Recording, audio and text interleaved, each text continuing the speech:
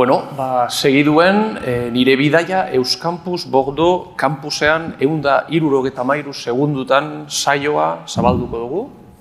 173.000 daude badakizuen moduen Bilbo eta Bordeauxen artean, eta beraz, segundu horrek dagoz pitch bakoitza egiteko. Hemen Euskampus eta beste erakundeen arteko lankidetzaren esparruan garatutako edo garatzen ari diren proiektuei buruzko 11 pitch entzuteko aukera izango dugu. Alors vous verrez les 11 sujets, projets qui vont être pitchés, comme on dit en bon français, sont des plus variés. On aura du storytelling en vulgarisation scientifique, à un cours d'été du Saltillo, des étudiants et des étudiantes de master, des chercheurs très aguerris. Vraiment, on aura tous les profils, toutes les natures de projets, et on a pu les voir répéter hier, et c'est assez impressionnant. On espère que vous allez autant profiter que nous. On aura 11 projets qui vont se succéder, dont 2 duos. Donc il y aura 13 personnes en tout qui vont monter sur scène. Bueno, un fuerte aplauso ya para animarles, porque estarán un poco nerviosas y nerviosos. Vamos a tener parejas, incluso un trío este año. Para empezar, Iker Badiola, konbertazak beharrezko diren proteinak gaixotasun sortzaile proiektua aurkeztuko digu. Iker, aurrera.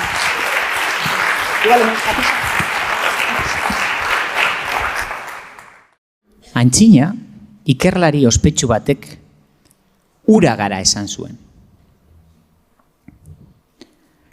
Guk, proproteina konbertazak ikertzen dugunok, proteina gara esaten dugu.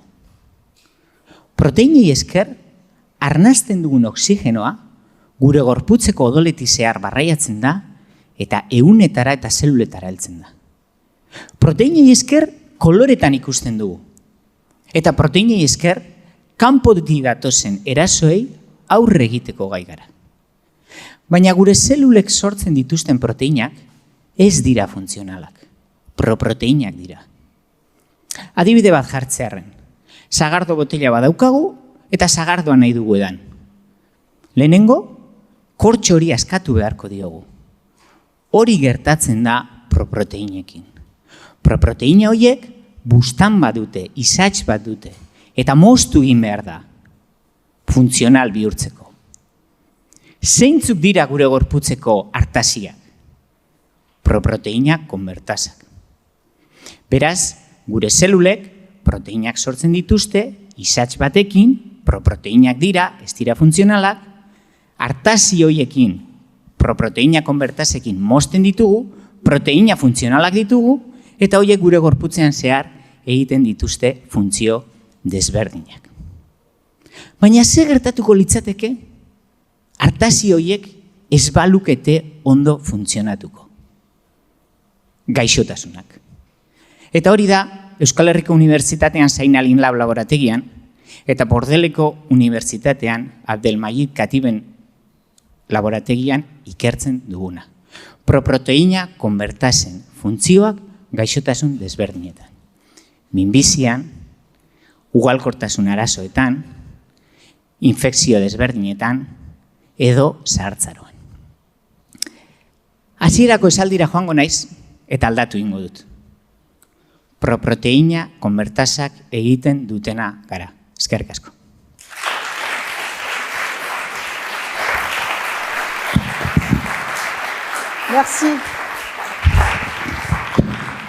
Merci beaucoup Iker. Alors sa prestation est d'autant plus impressionnante que la seule répétition qu'il a faite a eu lieu hier. Je suis allée avec lui dans le tramway pour le dîner et en fait il dit « Ah bon, il y avait des séances de coaching hier, vraiment ?» Donc voilà, il a répété hier seulement, donc c'est d'autant plus impressionnant. Maintenant, nous allons appeler Eléa Morel et Gorka Telechea. Alors vous savez que c'est en 173 secondes qu'on raconte ces projets. Pourquoi 173 secondes? C'est comme les 173 000 nautiques qui séparent les ports de Bilbao et Bordeaux. Et justement, Gorka et Léa vont nous parler de leur aventure cet été à bord du bateau-école El Saltillo de la UPV. Gorka, Eléa.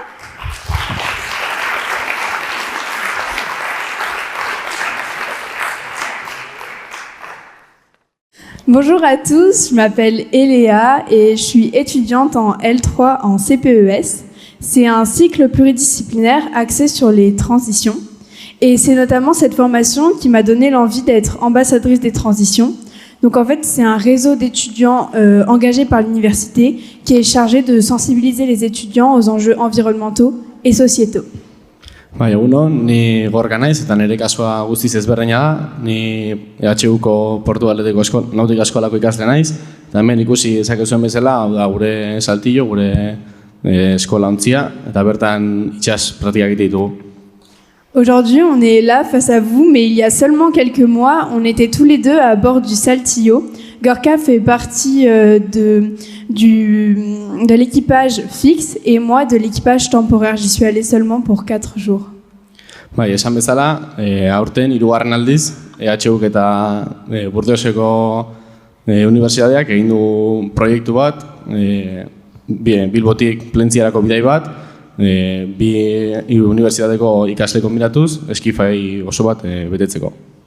Moi, j'ai décidé de partir sur le Saltillo, tout d'abord par curiosité. J'avais vraiment envie d'apprendre à naviguer, d'apprendre la vie en collectivité, mais aussi apprendre davantage sur les écosystèmes et la biodiversité qui m'entourent. Parce que comme je l'ai dit au début, j'ai vraiment à cœur de sensibiliser et je pense qu'en m'informant au plus, je peux sensibiliser au mieux. Bai, bidai honetan, esan bezala Bilbotik Plentzierako bidai honetan, gure eskolako 7 ikasle eta Burdeoseko eta EHUko beste graduetako beste hainbeste eskifaikideekin bidai bat egin dugu. Eta ni eskifaikide veterano bezala, eskerrak eman behar dizkiet, ze oso errez hartu diote nabigatzeko kutsuari, nabigatzeko koskari. Eta, bueno, egin dugun bidai honetan, kultura, herrialde eta hizkuntza ezberdinetako jendearekin eskifaiu bat egin dugu eta bidai bat oso eraginkorra betetza lortu dugu. Et donc, en fait, sur le bateau, on a vraiment appris la vie en collectivité et de là est sorti quelques anecdotes, dont une qu'on voulait vous raconter. En fait, tous les soirs, il faut aller faire la vaisselle au port et pour rejoindre la terre ferme depuis le Saltillo, on utilise un petit bateau qui n'a pas de moteur, il faut se hisser avec une corde. Donc vient le dernier soir, un peu festive, Chirine, une étudiante de Bordeaux, se propose pour tirer la corde jusqu'à ce qu'un membre de l'équipage la félicite, elle se retourne et puis là... Horrek agaldu eta bat abestan atzetik uretara erori ginen eta porturako pantalanerako harriko bukatzeko igerian joan behar izan genuen, dena arropa bla egin da harriko bukatzera. Et c'est là qu'on se rend compte que c'est vraiment dans ces moments de joie partagés, on a tous éclaté de rire et on se rend compte que le projet du Saltillo, c'est bien plus qu'un simple apprentissage, c'est vraiment des souvenirs qui nous marquent à vie. Eskerrik asko.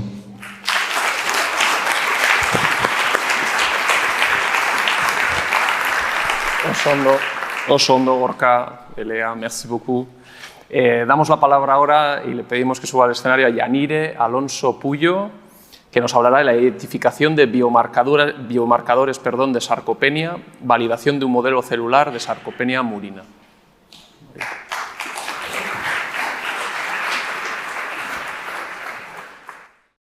Buenos días. Bueno, yo os voy a hablar hoy de mi tesis.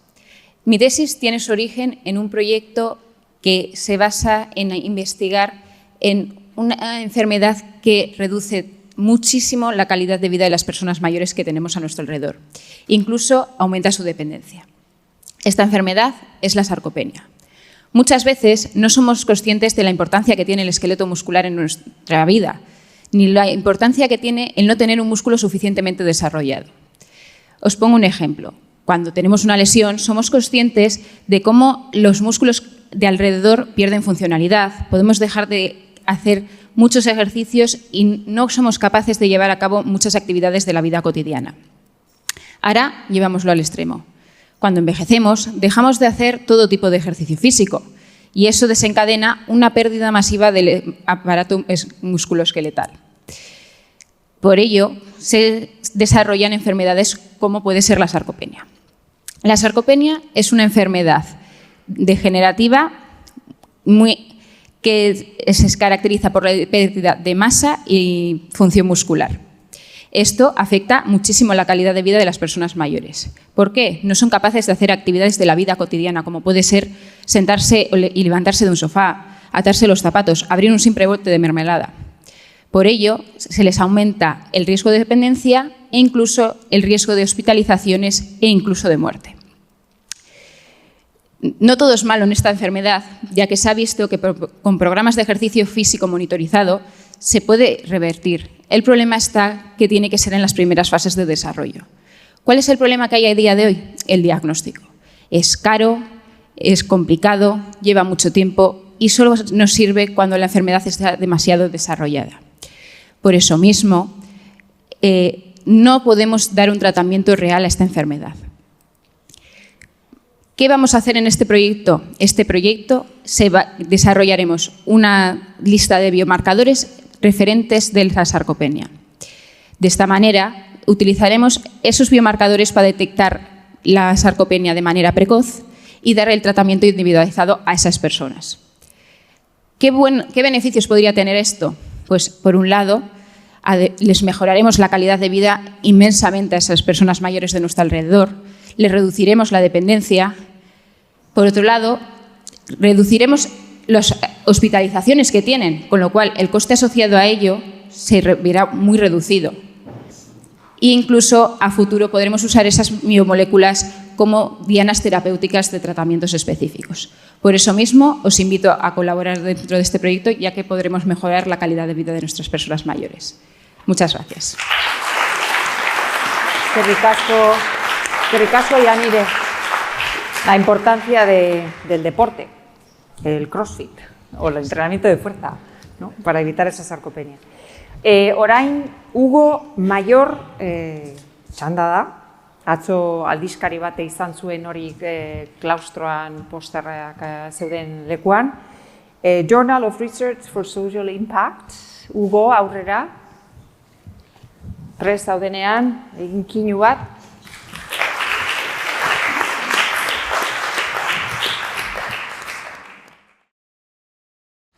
Egunon denoi eta mila esker Bordeleko Unibertsitateari hemen gauden Aunamendien bialdetako ikasle, irakasle eta ikertzaileoi elkartzeko aukera hau emateagatik.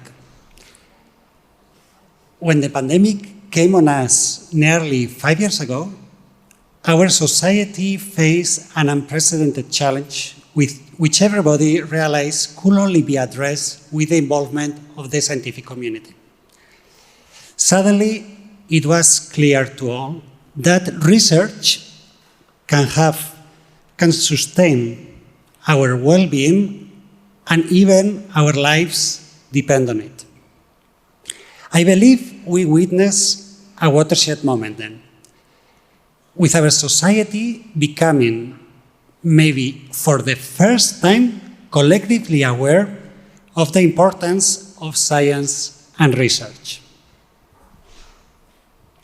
Research can have an enormous societal impact, but do we, as researchers, as universities, even know what we are talking when we talk about social impact? Does the knowledge we are generating in our labs, the findings of our research efforts, get really used for the best of our community? Do we manage to reach the policymakers and stakeholders here at both sides of the Pyrenees? For this purpose, we have set going Impacta, the Journal of Research for Social Impact, with the support of all public and private universities of the Euroeskualdea, as well as 14 other entities, including some from the diaspora in the US, hoping to contribute to a better understanding of what really social impact is. Impacta is a peer-reviewed journal that envisions to provide you with a loudspeaker so your research can have a societal impact, a positive effect here towards the same community that is financing our research projects. We will ensure that all accepted research papers reach not just the general public, but also stakeholders and policymakers, as well as engaging with the local media. And I'm here today to let you know that after showcasing the 0 number at the beginning of the year, we have now started with the editing of the number 1, which will be published in 2025. Many thanks.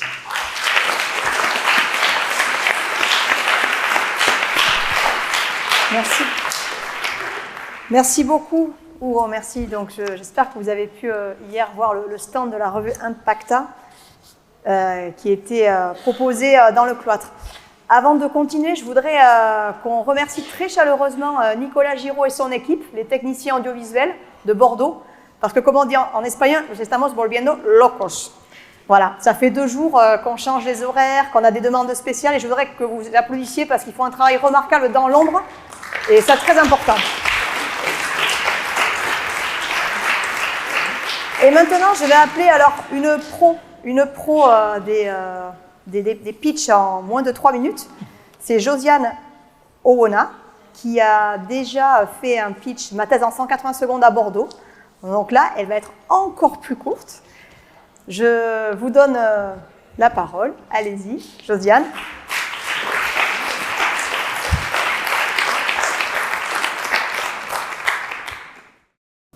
Quand j'étais enfant, j'ai toujours cherché des silex dans la forêt. La légende dit qu'en les frottant, on peut allumer un feu. Et j'étais déterminée à réussir. Ça n'a pas marché, mais ma curiosité s'est éveillée. Aujourd'hui, c'est mon sujet de thèse. Mais comment ça marche? Ce phénomène est appelé mécanoluminescence. Ce mot est composé de 2 parties, la mécanique et la lumière.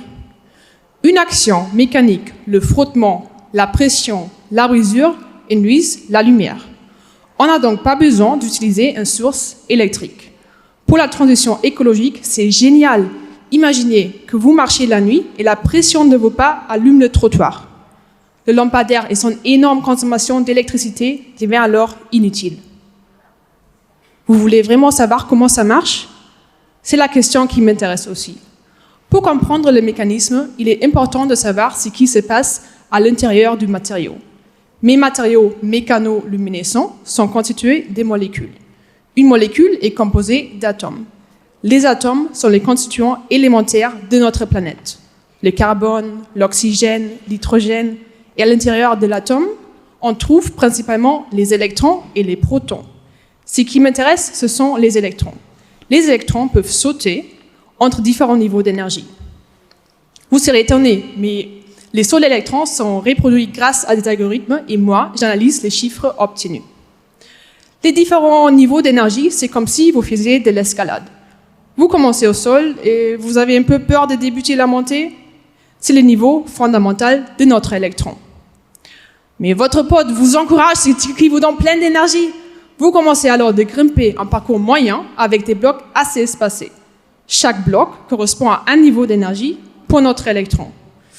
Ah là, vous arrivez à une hauteur qui vous semble déjà bien importante et vous commencez à avoir le vertige.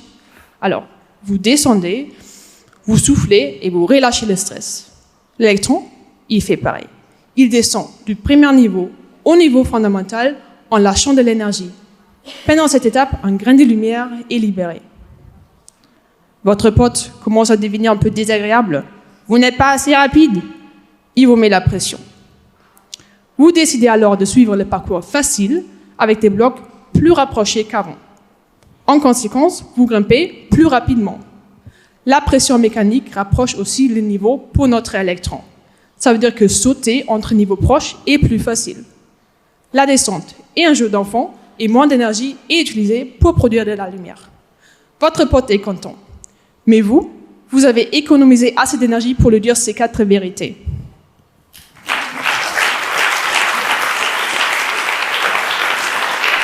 Merci.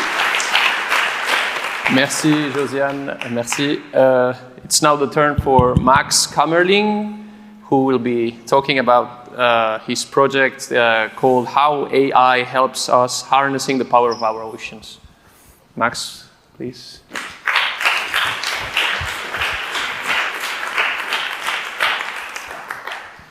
Hey everyone, my name is Max and I'm a PhD student of German roots.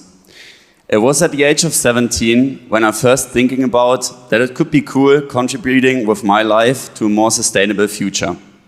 It was at the same age, at 17, when I first started putting posters of surfers and waves of the walls of my room and started beginning dreaming about learning how to surf.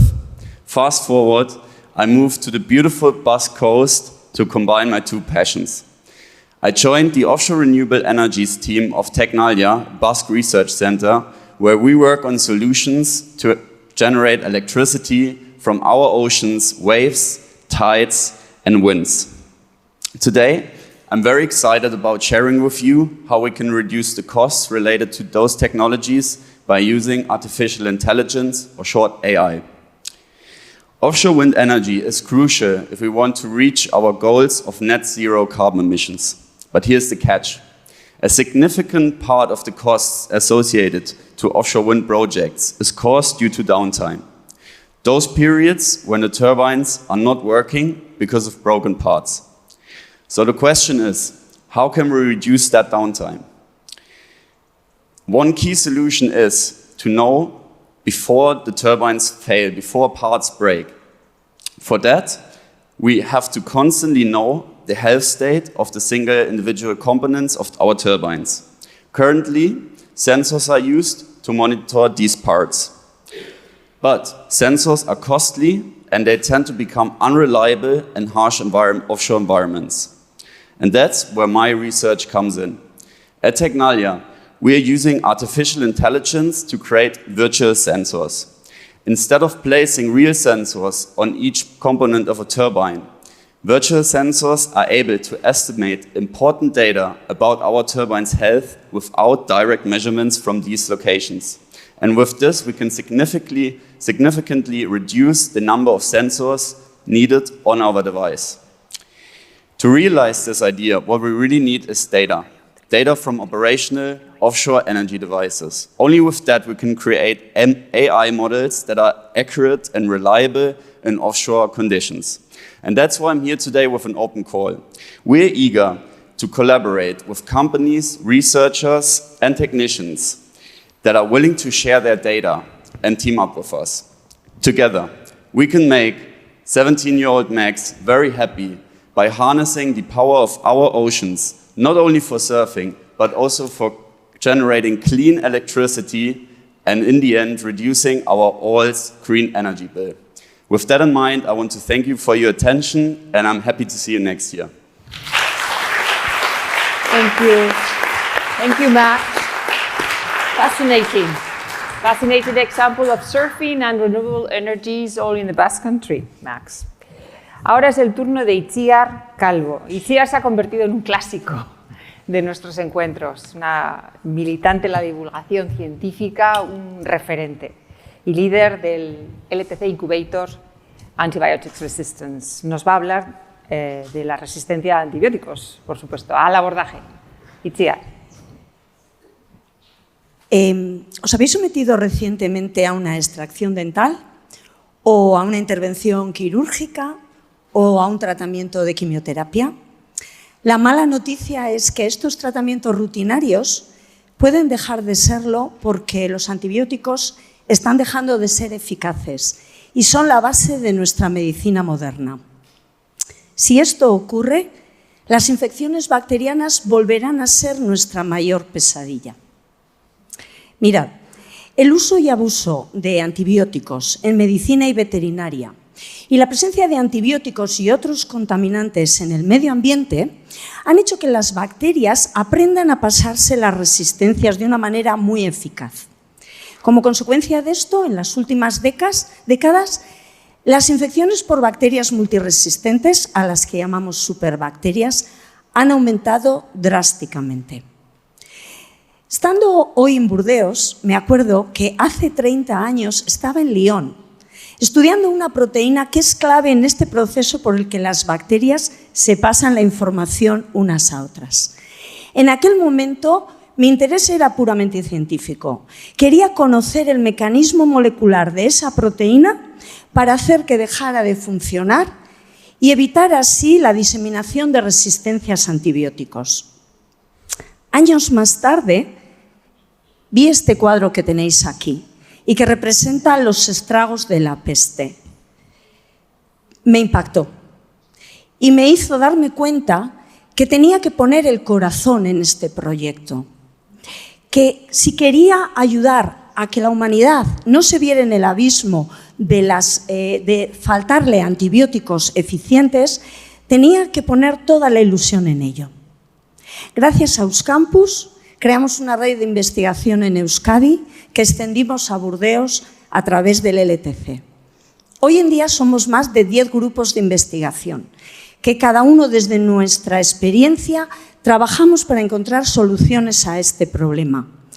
Lo que más nos satisface es ver que los logros comunes van más allá de nuestros logros individuales. Y por eso estoy hoy aquí, porque en este problema todo el mundo tiene un papel. Estamos buscando personas comprometidas que desde las humanidades, la economía, la educación, incluso del arte, se suban a nuestro barco y juntos luchemos contra la resistencia a antibióticos. Por eso, como diría Jack Sparrow, resistencia a antibióticos al abordaje.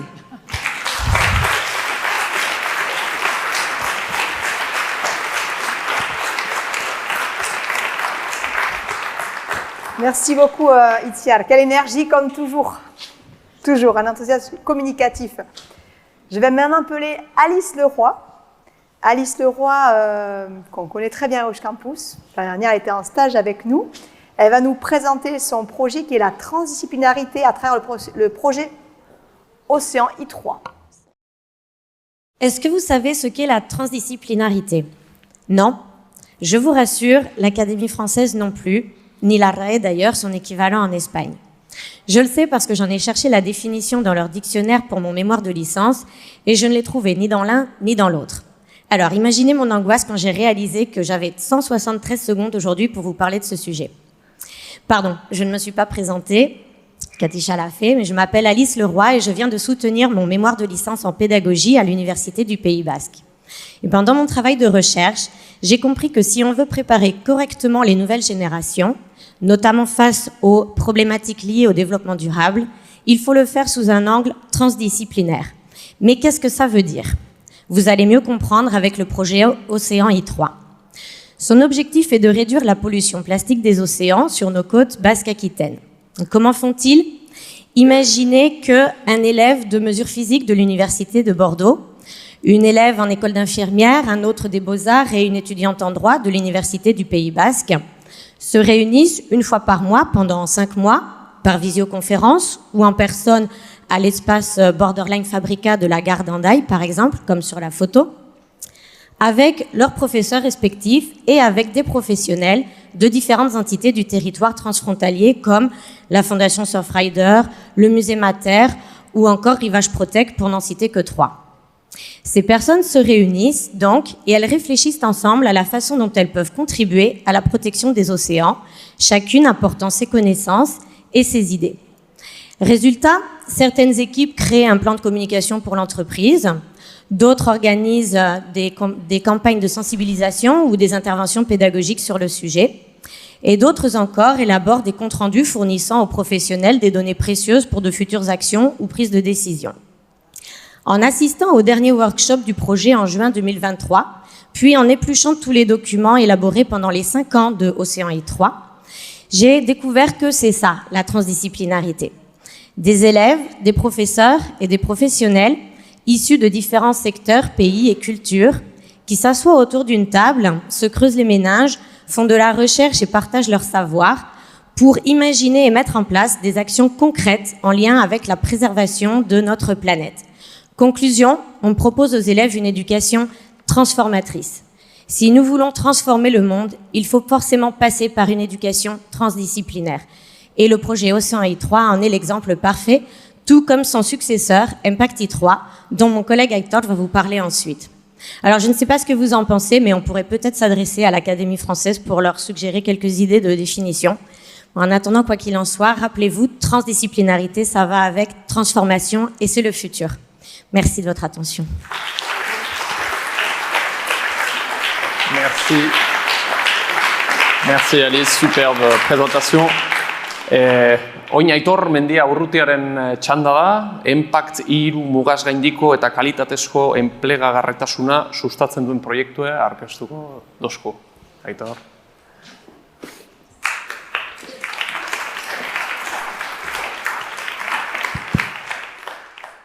Egunon, enplegagarriak altzarete.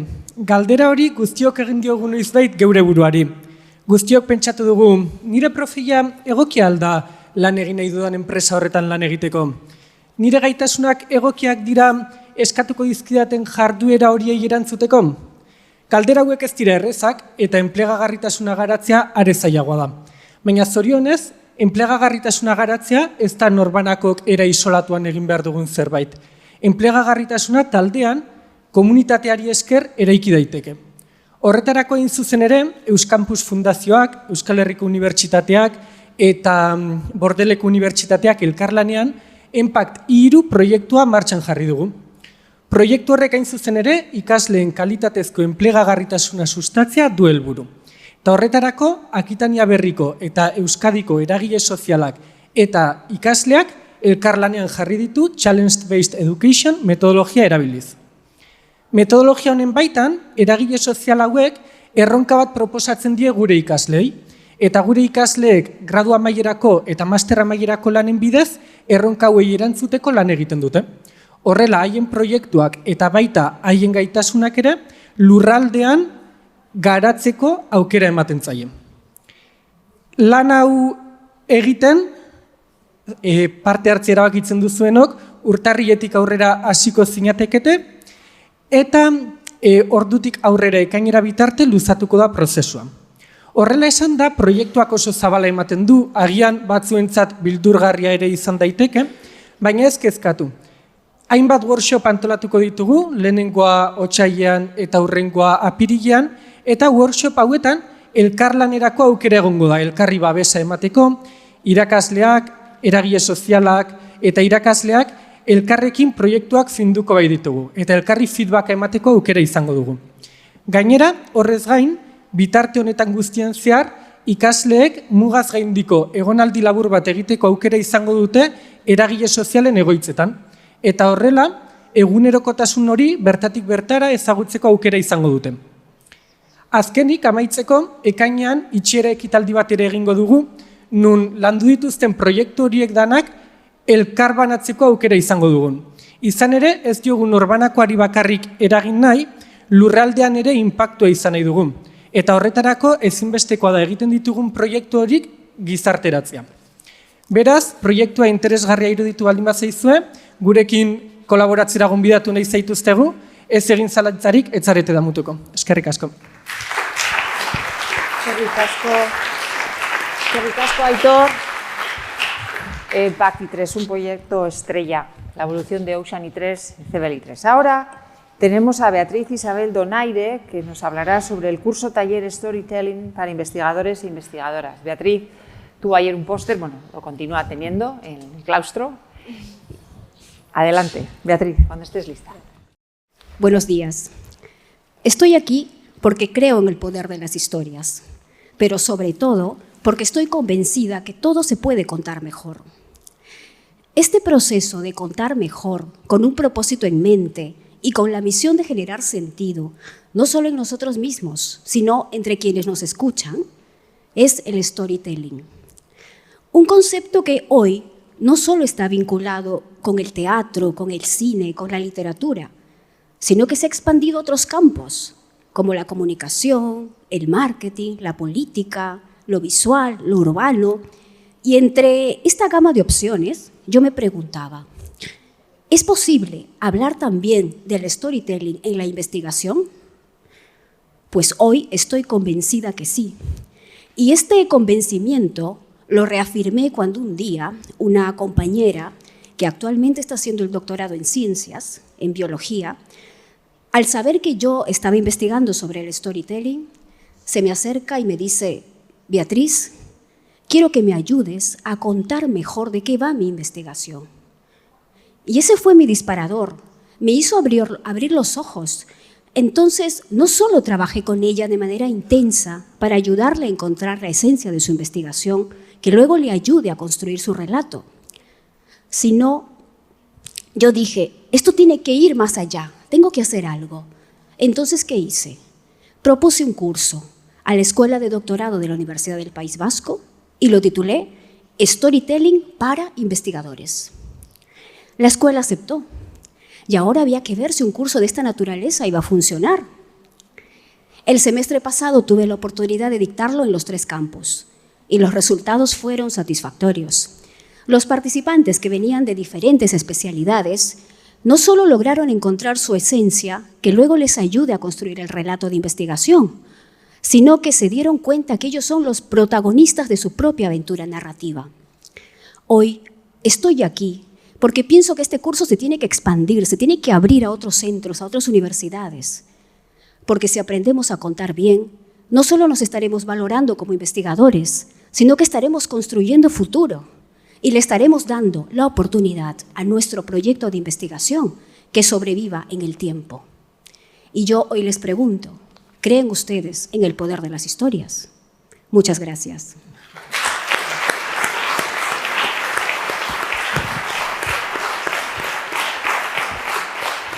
Merci beaucoup, Béatrice, pour cette mise en abîme. Storytelling sur le storytelling. Bravo. Et maintenant, je vais appeler Kaya Kogal et Elia Ventribou-Rodriguez, qui sont toutes deux étudiantes du double master en polymère qui nous a été présenté hier.